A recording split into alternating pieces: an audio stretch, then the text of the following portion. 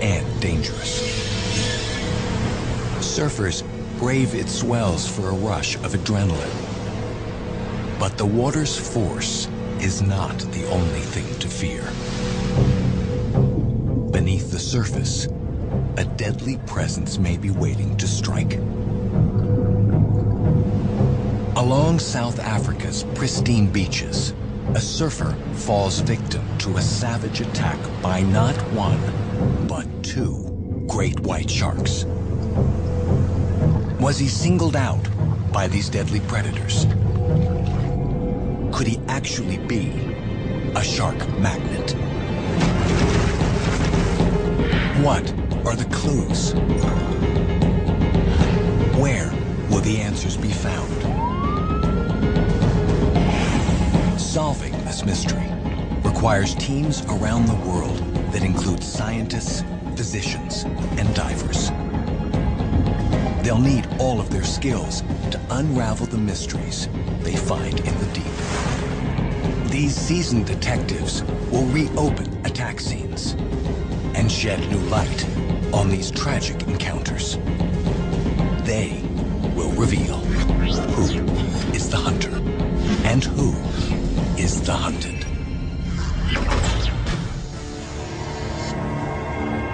It is a July afternoon in South Africa. Yo, there's waves all over the place, eh? Just after 1 p.m., 15-year-old Shannon Ainsley heads out to catch some waves off East London's Nahoon Reef beach. With him are his brother Brandon and a couple of friends. A natural athlete, Shannon wants to climb up the surfing circuit. He spends nearly half of every day in the ocean.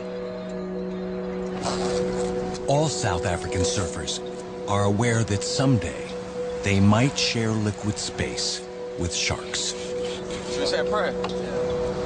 Father God, we just want to thank you so much for... The Ainsleys and their friends always say a prayer before entering the water. Keep everyone safe and getting attacked by any sharks, Lord. Let us have some good fellowship, Lord, and let us glorify you in the name of Jesus, we pray. Amen. Amen, amen. Let's go. But on this day, something will go terribly wrong.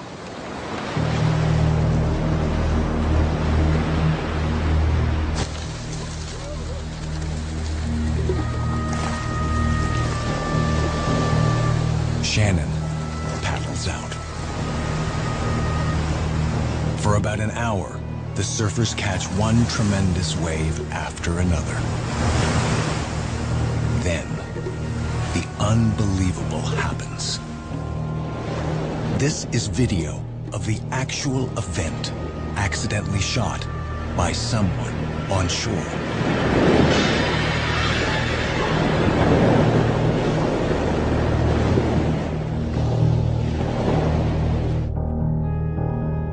Shannon Ainsley is attacked by two 16-foot great white sharks at the exact same time. How is this possible?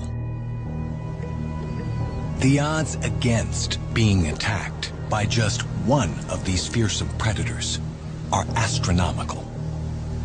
A simultaneous attack from two of them seems virtually impossible.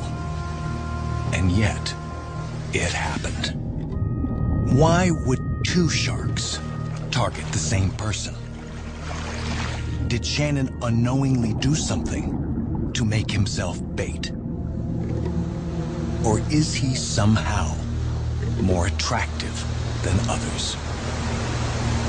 We may think we know why white sharks attack humans. But do we? An attack half a world away seems to provide a textbook case.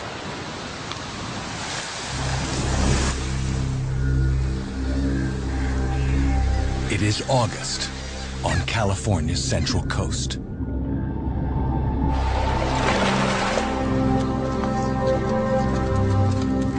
For years, college instructor Deborah Franzman has enjoyed the ocean near San Luis Obispo.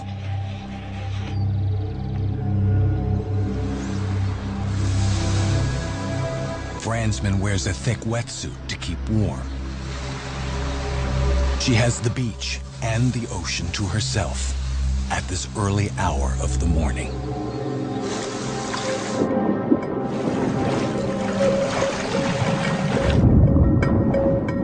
Fransman's strong strokes send her through the light chop. Surprisingly, none of the usual sea lions are present anywhere. Could they sense a danger that Deborah Fransman does not?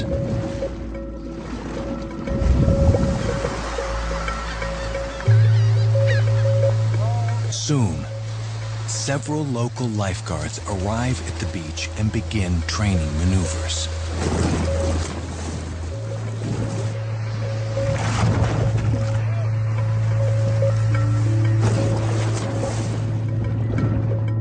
Fransman is about 75 yards out.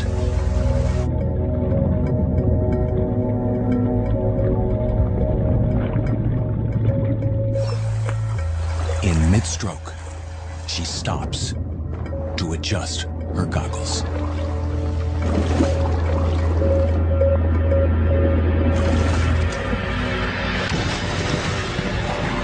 Suddenly, a crashing blow sends her reeling. A sharp tug on her upper thigh pulls her under. Abruptly, the force releases her. Immediately, the lifeguards respond to her screams.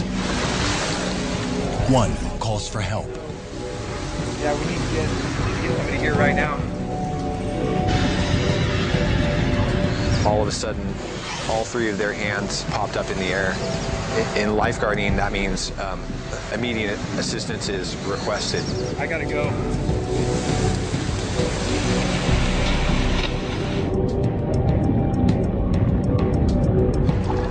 The other three reach Deborah and keep her afloat until the caller arrives. I got out to her, and the other three guys were pretty much in shock. There was just a lot of blood in the water. Deborah is unconscious.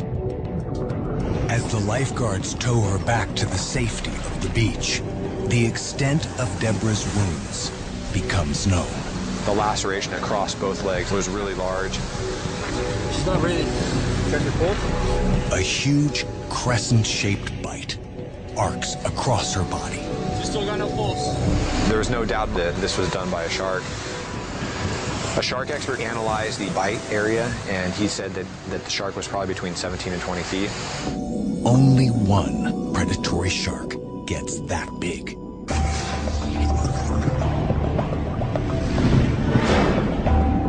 The great white.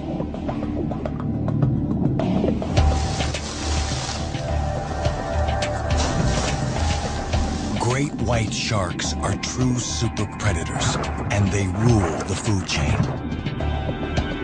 A fully grown great white can dwarf an average-sized truck, and the shark is twice as heavy. 52-inch long teeth are constantly being replaced, always sharp and always ready. Even the great white's skin, tough as armor, helps in the hunt. The texture traps passing water, creating an envelope that silences the hunter's torpedo-like ambush. Few creatures could withstand the fury of a full-blown assault.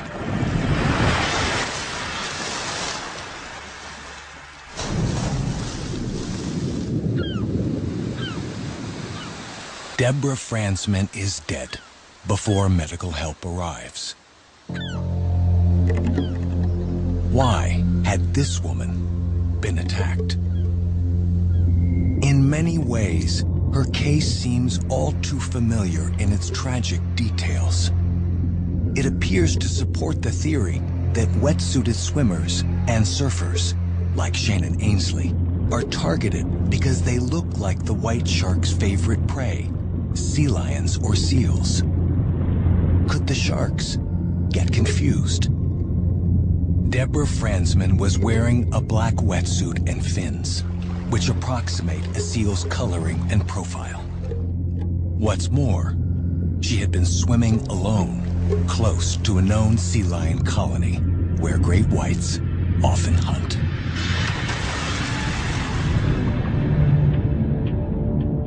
When great white sharks hunt these marine mammals, they are surprisingly cautious. Like any predator on the hunt, even the giant sharks can get hurt, and a fully grown seal can be a formidable foe.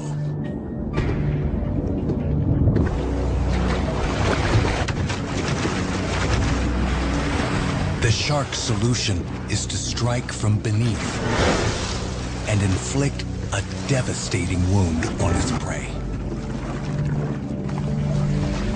The predator then retreats to a safe distance while the unfortunate victim weakens or bleeds to death. Finally, the great white returns to claim and consume its meal. This might explain why the lifeguards found Deborah Franzman still floating there. But the reasons why she was attacked may not be as simple as they seem. And this popular theory that sharks may mistake people for seals does not fully explain key points of Shannon Ainsley's startling attack. There is no seal colony at the surf spot in South Africa. The sharks wouldn't come here to hunt them. And though Shannon wore a wetsuit, so did all the other surfers in the water that day. He no more resembled a seal than they did. What's more, great whites have been known to attack humans in places where seals are never found. Consider one attack that took place in the middle of the open ocean, far from any coastline that a seal might call home.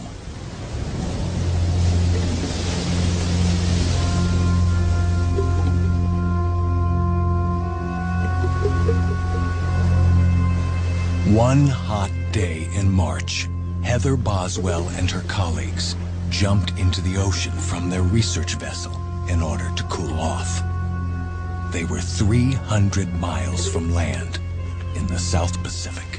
Where we went swimming was in the middle of nowhere. It's this beautiful blue water. I kind of expected it to be a little cold, but it was really warm. It felt like bath water. Like Shannon, Heather was in the water with many others. There were probably 12 people in the water. What happened next was caught on video by one of her colleagues on the ship.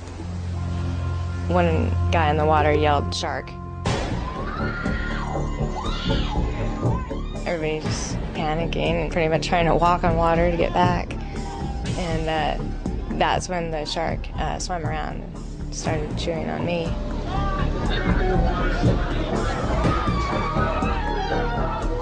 And I turn around to see what was happening, and I just see this huge dorsal fin just towering over me. It was like, I don't know, 3 feet tall. I tried to start swimming away, and then the shark just let go of me. Just then, a skiff that had been in the water to collect the bathers arrived beside Heather. I didn't even know that that skiff was there until they were like right in front of me. That's when the shark came back and grabbed onto my other leg and jerked me under the water. It was so powerful. It made me feel like a rag doll. I remember looking up, I was like, okay, I'm gonna die. And then before I knew it, the shark brought me right back up, right beside the skiff. 2 people reached down and grabbed my arms, and you know, the shark clamped down to hold on, and I felt a pop. The shark got my leg and they got me. Oh my God, you took a leg off. Boswell's left leg had been severed from the hip down. She was airlifted to a mobile hospital. Doctors say it is a miracle that she survived. Experts analyzed the video and confirmed that the shark was a great white. But of all the people in the water, why had Heather Boswell been chosen? She wore no wetsuit or fins and was hundreds of miles from any seal colony. Some people believe that sharks may bite unfamiliar objects, including human victims, simply to find out what they are. Was Heather's attack, and perhaps Shannon's, a case of razor-sharp curiosity? There is evidence to suggest that the shark did not target Heather as prey. Its initial bite was uncertain. It didn't feel really aggressive. It just felt like, you know, when a puppy chews on your finger, inquisitive, maybe curious. But the strike on Shannon Ainsley was anything but tentative.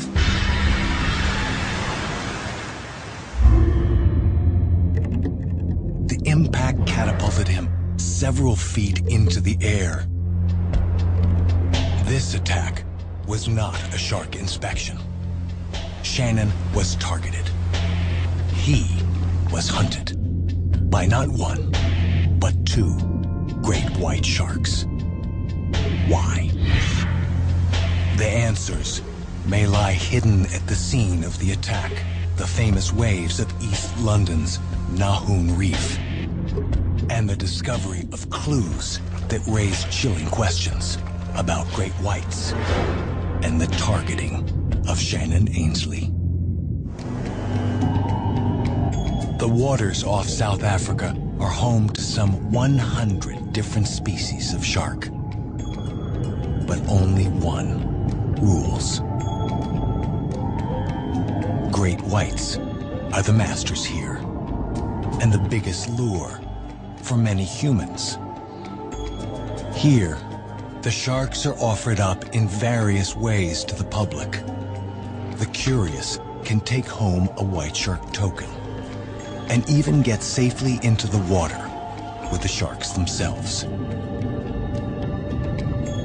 They seem to regard the sharks without fear. There's one of them smiled at me earlier. To the max, man. The sharks are awesome. Most along the South African coast seem happy to share their ocean with the giant sharks, so long as it's from the safety of a cage, a boat, or even shore.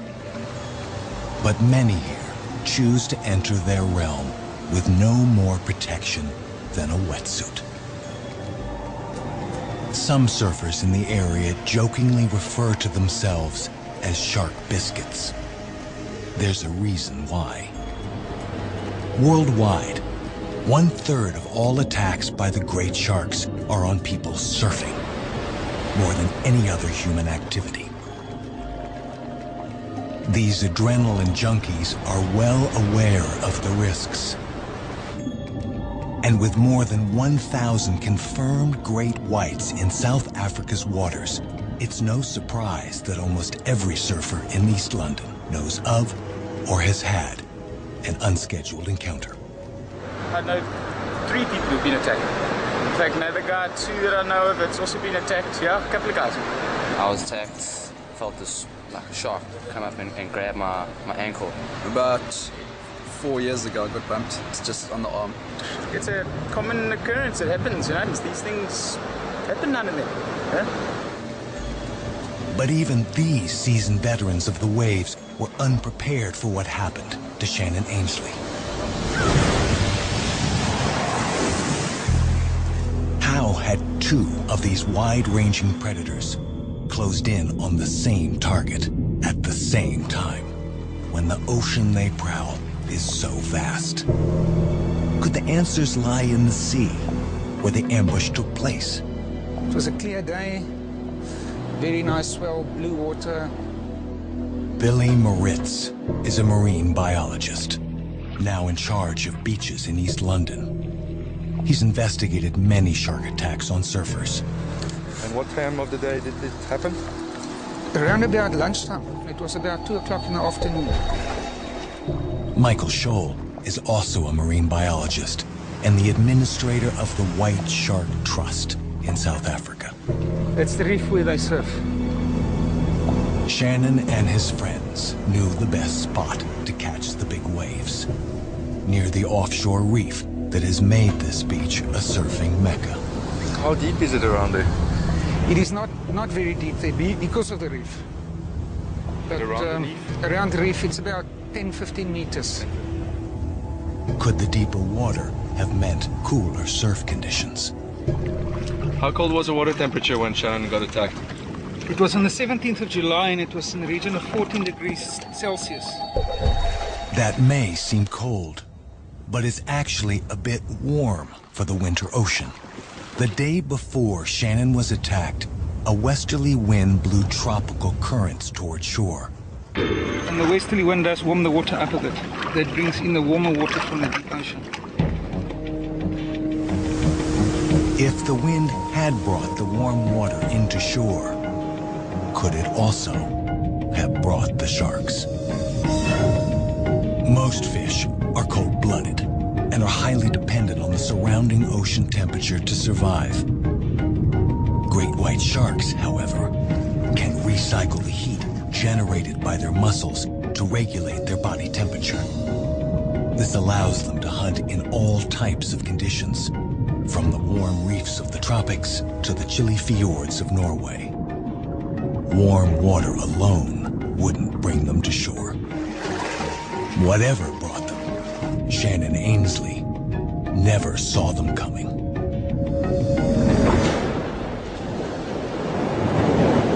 He never saw a shark. I don't believe he ever saw the shark. Though their name comes from their ghostly white undersides, the top of the shark is counter-shaded. This makes them nearly invisible to their prey when they strike from the depths below. What happened with Shannon? Well, I think they were about 15 of them surfing. His brother had just gotten out of the water. And he was hit very hard from beneath by a shark. A big shark was flying through the air. Everybody was screaming. I just heard a commotion behind me. People were screaming, shouting, shark, shark, shark. I immediately thought about Shannon. I immediately thought to myself that the worst might have happened. Brandon watched the water, searching for a sign that his brother had survived the onslaught. But what chance did Shannon have? Could anyone survive such a massive attack?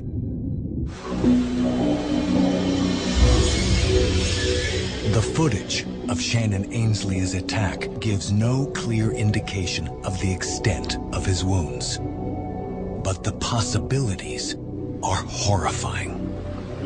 Just how much damage can a white shark inflict on its target? Halfway around the world, investigators consider the consequences of its fearsome design. This was an attack that occurred about 8 years ago. What are the odds of someone surviving something like that? Well, it really depends on where they're bit. Typically, surfers are bitten on the lower leg, and it could be a grave situation since a lot of the big vessels in your body are in your lower limbs. Dr. Scott Yerby is an orthopedic engineer who knows about shark bites firsthand. He was attacked by a great white while surfing off the coast of Northern California. This was my leg right here. Here's the quadriceps, and here's the hand injuries. Here's a different image of that same wound. I can't believe how straight it is. The doctor actually said that these wounds were cleaner than any scalpel blade he could ever perform. The key to their being able to cut through flesh and bone is having these teeth that are so sharp, and they're rather slender. It makes them almost like, sort of like razor blades. Professor Greg Erickson studies the comparative bite forces of predators at Florida State University. Even though these animals are dulling their teeth, they're breaking them, they have backup teeth behind here that kind of roll out like a conveyor belt. In a lifetime, we'll go through hundreds of sets. I mean, Scott, in many ways, this thing's the ultimate killing machine. Imagine poor Shannon Ainsley trying to survive an attack from 2 of these animals. As he searched the waves, Shannon's brother feared the worst. Then, Brandon caught sight of Shannon's surfboard. The damage did little to calm his fears. Finally, Brandon saw something he could hardly believe. I noticed that a few of the surfers were getting out, and I saw one last surfer. It was Shannon. Miraculously, Shannon Ainsley emerged from the waves alive. Somehow, he had survived the attack of 2 great white sharks. I never knew there were 2 sharks at the time. I only found out 2 days later when I saw the video. Even more incredibly, Shannon's injuries were minor. He walked away from his confrontation with 2 16-foot sharks with only lacerations on one hand. I feel so blessed because neither of the sharks came back for me and tried to attack me again. But why had they tried in the first place? Is it possible that Shannon unknowingly sent out a signal that called the predators directly to him? Great whites are armed with highly tuned senses that have pinpointed prey for millions of years. Which of them led the sharks to Shannon? Could it have been smell? Some in East London thought it was possible.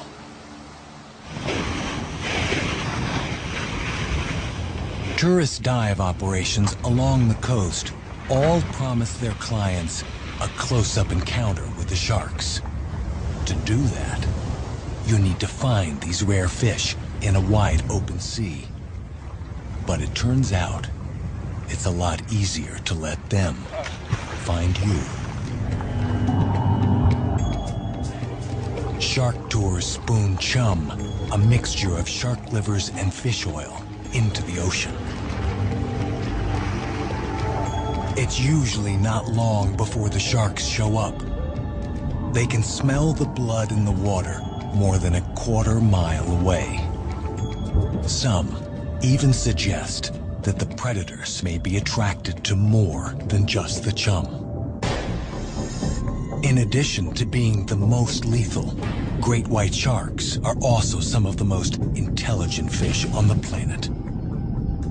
Far from the mindless automatons of popular lore, they are as capable of learning and modifying their behavior as many mammals. In fact, they are the only fish anywhere that will actually raise their head out of the water to investigate the world above.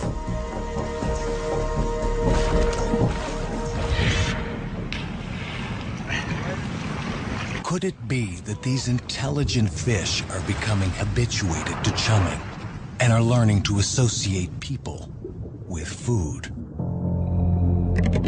For now, we can't be sure. But though debate still continues about the safety of this practice, both for the white sharks and for the humans that seek them, it still doesn't provide the answer to Shannon Ainsley's mysterious twinned attack. There is no chumming or shark dive tourism in East London. Fishing boats do not come close to the surfing beaches either. Besides smell, what else could have drawn the sharks to Shannon? Could sound have brought them in? Great whites, like all sharks, are incredibly sensitive to sound. Their liquid world carries sonic vibrations faster and farther than the air above. A small canal that runs the length of the shark's bodies beneath the skin, called the lateral line, lets them hear the sound of their prey, not only at their ears, but all along their massive lengths. They can detect some sounds miles from their source. See the lateral line right here? There's a bunch of sensory pores along there that allow these animals to pick up those low-frequency mechanical sounds of, you know, say a struggling fish. So could this pick up people playing in the ocean? Absolutely, yeah. You know, the low-frequency splashing that's occurring, you know, is going to travel very quickly through the water. Such splashing may actually have been the lure that drew the shark to Deborah Franzman. The lifeguards training along the beach were certainly creating enough noise to attract the attention of a passing white shark. The predator may have been heading towards them when it came across Franzman. And what about Heather Boswell? By the time she entered the water, some 50 people had been splashing and yelling for more than an hour. Everybody had been, you know, in and out of the water a lot, climbing back up and jumping in. It was pretty rowdy bunch. 300 miles from shore, these vibrations would ring out like a giant dinner bell.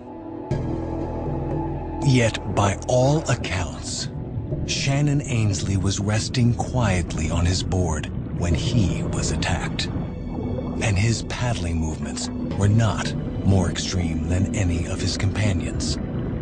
Shannon, he does not do anything strange. He's always got the feeling for the flow of the wave. But something set Shannon apart. Something caused two great whites to target him, and him alone. What was it?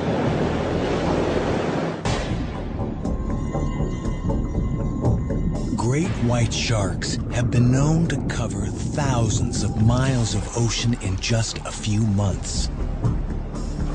How did two of them end up at the same place at exactly the same time? Some may suggest it's simply a coincidence, but new evidence points to something else entirely.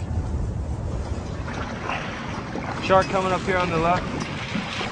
Research done by Michael Scholl and other biologists here seems to show that great white sharks tagged in the waters near Cape Town are actually swimming up the coast of Africa to East London at certain times of the year. Namely, in June and July, just when Shannon Ainsley was attacked. But what could be drawing them towards East London? There is no sea lion colony here. There are no dive boats or chumming. Something else must be the attraction. Towards the first 2 weeks of June, we normally have the sardine run, where huge schools of sardines move up the coast. These sardine schools are trapped in a narrow band of cold water between the warm current and the land, and they come very close inshore. There's a huge feeding frenzy going on. You can actually see it swarming over the sea. You can see the birds diving, and you see the seals and the dolphins. It's one big feeding frenzy when the sardines move past here. Basically, you've got in one place the whole food chain kind of lined up. If you've got the little sardines, behind that you'll have the bigger fish, Cape salmon, tuna, and behind them you've obviously got the big sharks following the bigger fish. So it's basically a huge feast, all-you-can-eat buffet for just about every predator, and predators come from far into this area to follow the sardines. Could large numbers of white sharks also be following this movable feast? White sharks don't eat just seals. I mean, they eat mainly fish. A white shark grows slowly, and it's nearly a decade before an individual is able to tackle a seal or a sea lion meal. Until then, the sharks live almost exclusively on fish, especially oily tuna, until they gain the size and experience they need to turn their attention to larger prey. The sardine run would almost certainly attract large numbers of great whites. And if the sharks follow the sardines to East London in June, what happens if the giant schools move on and the sharks don't?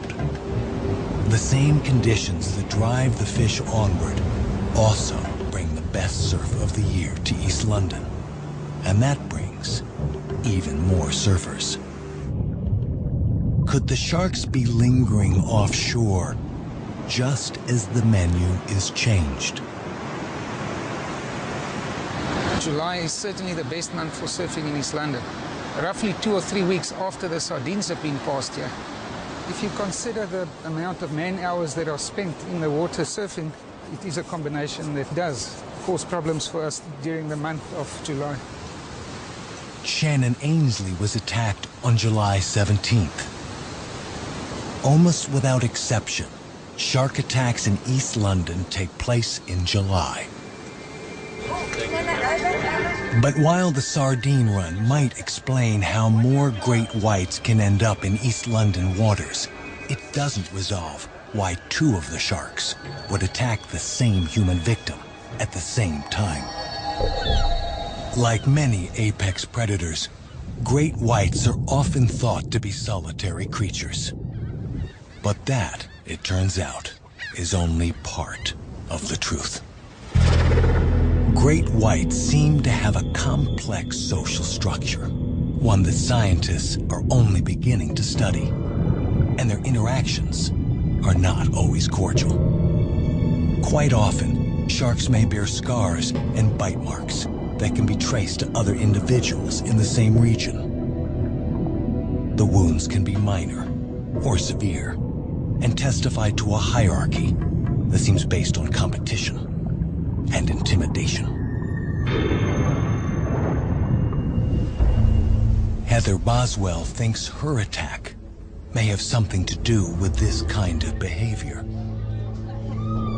When it first was chewing on my leg, the shark was more curious, but by the time it came back around and bit me again, it was a lot more vicious. I don't know if it felt like it was going to lose me to the boat in the water. Maybe it, was trying to compete. Definitely felt like a different kind of attack. Were the sharks that targeted Shannon competing in some way? Or were they cooperating? White sharks have been known to join forces when hunting and will fan out to either side of their prey, then trap it between them. They will even take turns biting 20-pound chunks out of their catch. Was this their intention with Shannon Ainsley? The tuna that may have drawn the sharks to East London typically continue on with the sardines. Were the sharks desperate for a meal? Or were they sending a message to something they regarded as a competitor for the now limited supply of prey? We can't be sure. Whatever their intent, the fact remains. Shannon Ainsley was surrounded by other surfers when he was attacked. Yet both sharks zeroed in on him, and him alone. Did something make him more attractive than the others in the water that day? Did he look different to the sharks? Great white sharks have remarkable visual abilities. They can see in color, and also have what is called polarized vision. It's a feature that allows them to distinguish silvery or dark prey from the rest of the watery world. But their acute vision suffers as night approaches, forcing them to be more cautious and less active. This might explain why there are virtually no attacks on humans at night by great whites. The creatures may not hunt after dark. But the animals are designed to see extremely well during daylight hours, making it extremely unlikely that they confuse people with marine mammals. Yet there was nothing about Shannon or his board that distinguished him from the others. At midday, all the surfers would have been backlit by the sunlit world up above. The sharks would see only solid shapes. Shannon did not stand out visually. Something else must have drawn the sharks to him. Was it simply the luck of the draw? Some might say so, if this were the end of the story. But unbelievably, Shannon Ainsley's encounters with great white sharks were just beginning. The fact that Shannon Ainsley survived an attack from 2 great white sharks is simply astonishing. How did it happen?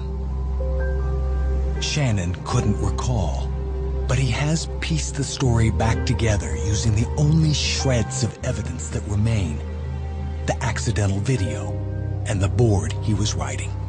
The one shark bumped my board over here, and then the shark bit onto the board. One ended up with a mouthful of surfboard. But what of the other? The second shark didn't get me at all.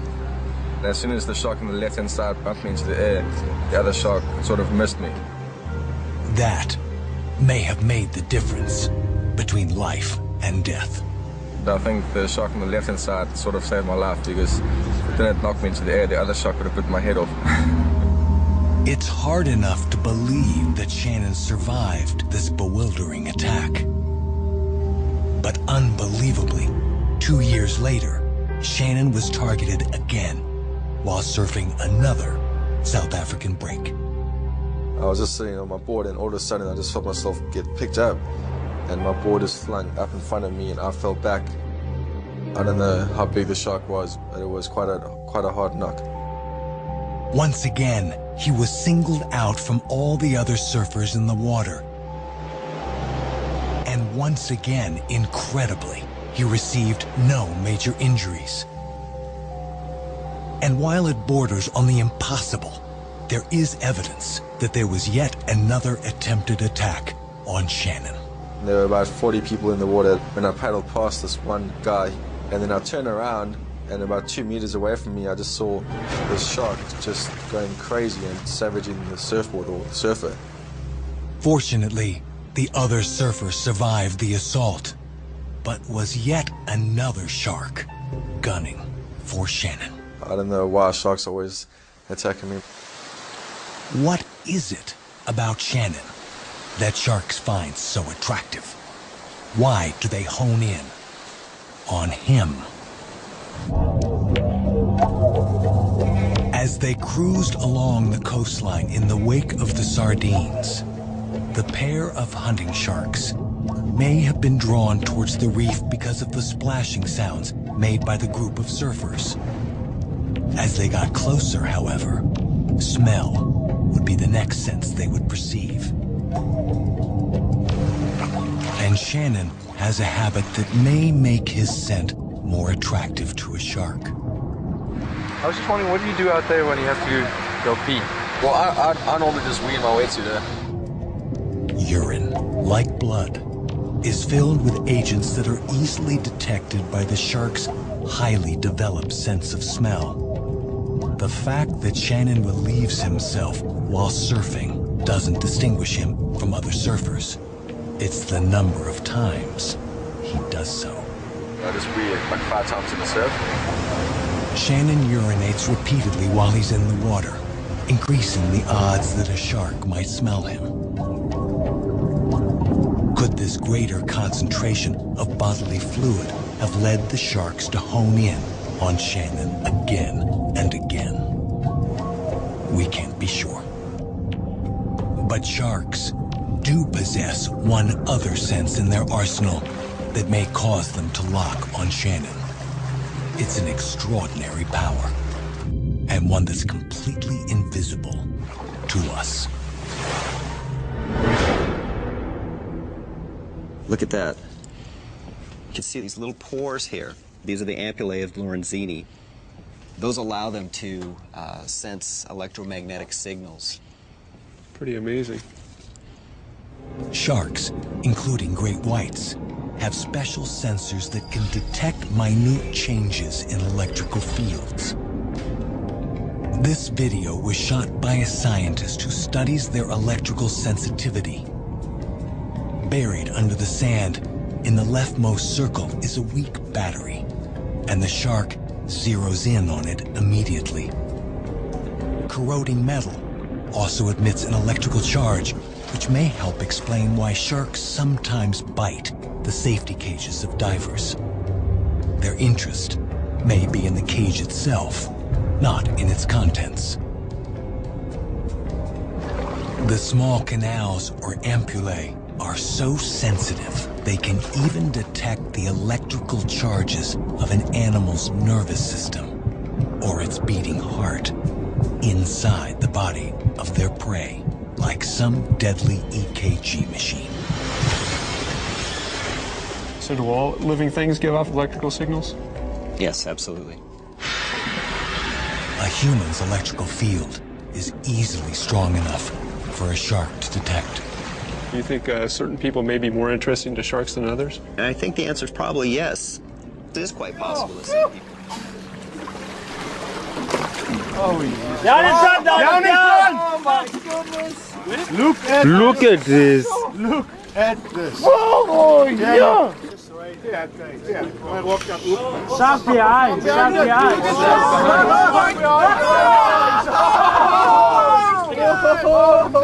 Yes! Look at that! And a big shark as well at the same time. I'm taking the bite. Look at this guy!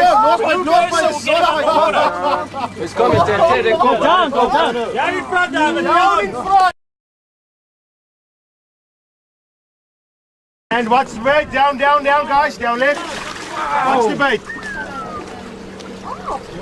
And go down nice left. Bit, nice bit. Down left. Leave look like, leave look like, leave look like. Exactly what I wanted. Oh, yeah. Get on!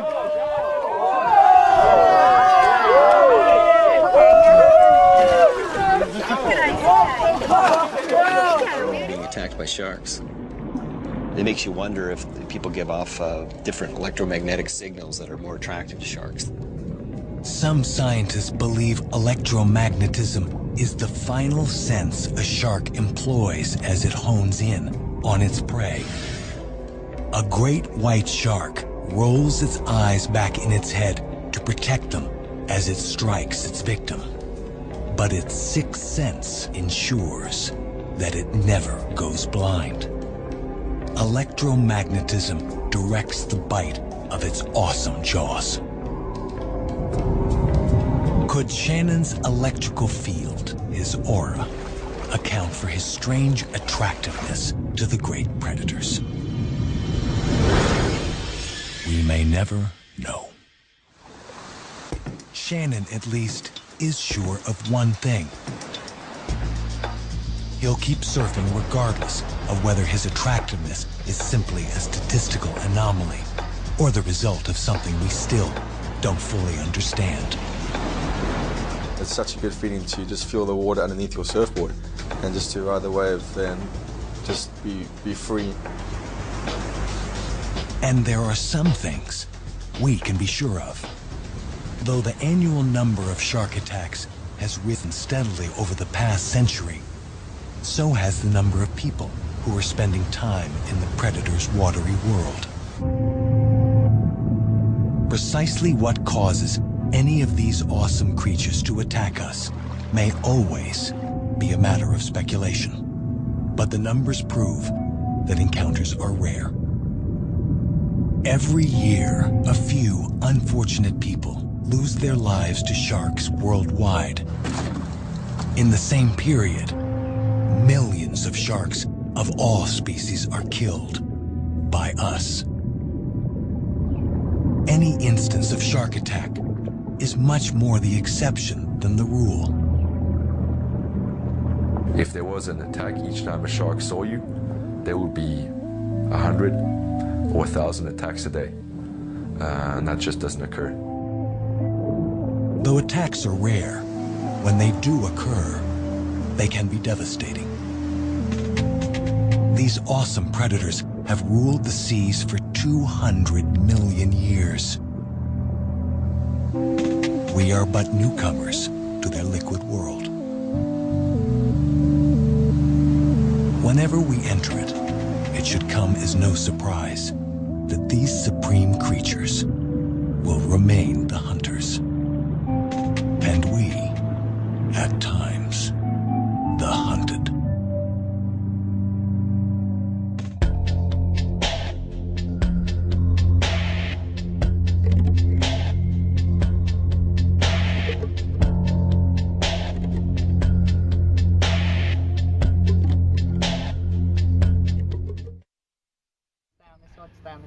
Jono's got a massive mackerel. Rod tip low. Go around the front. Jono's got this enormous. Just watch that rod there. Well, they're all big here, mate. It's just been a crazy day. See if a shark can come and eat this one. No, we'll be right. We'll just go steady. There you go, Lee's there, mate. Yeah, just guide him around like you did that time. Just bring him up again. Just look out, boys. Yeah, keep him coming like that. That's perfect. So just pull up a little bit. Pulling up a bit. Ah. He's not happy now. Fuck. You went ape shit. Yeah. Well, you would if you stuck on those up my backside. I'd go ape shit Okay, too. now just pull up on him like you did that. Oh. Oh no! Jesus Christ! Whoa. There you go, boys. Okay. Wind up, Jono. You still got everything. Wind up. There you go. Well, we saw a shark attack. That's pretty cool, at least. That was pretty cool. Yeah, look, he's just come back. He's in pieces now. Did you see how many scars the shark Look at the had? lure. Where's the lure? Is he floating up? The lure's still in the shark. Oh, he's still kicking around down there. Jeez, I hate sharks. Whoa, there's two of them. Look at that. Oh, I hate them. Film that, Dad. I am. Look at the scar on the shark's head. Do you see it? He's gone. Oh, he's standing. No, he's here. Just the other side. The other side. Yeah, he's over here now. Yeah, he's just down there. Once you get it. What a dirty scum, he's gone. That is sorry, Dad. Bloody shark.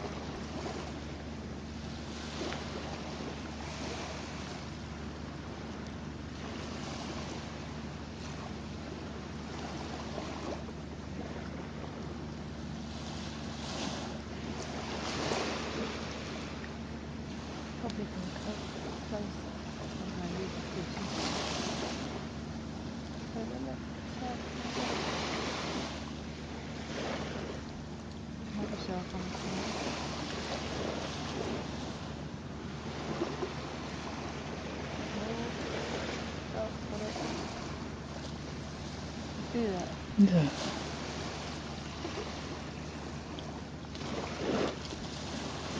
They're all eating it now. Oh, God.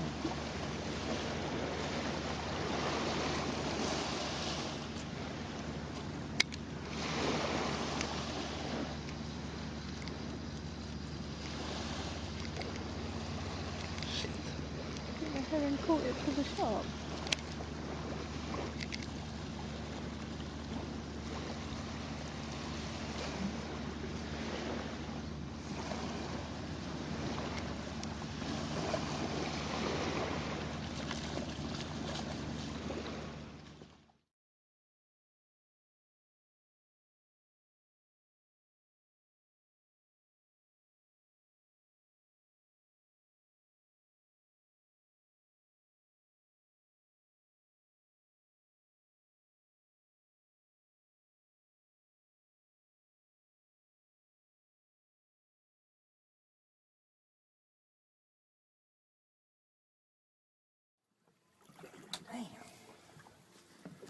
Wow. Look at that motherfucker. Wow. Holy shit. Fuck, man. Now, why is he just circling us? That's my question. I did, and that's what I'm worried about.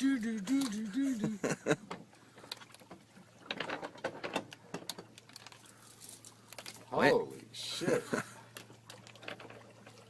Cigar.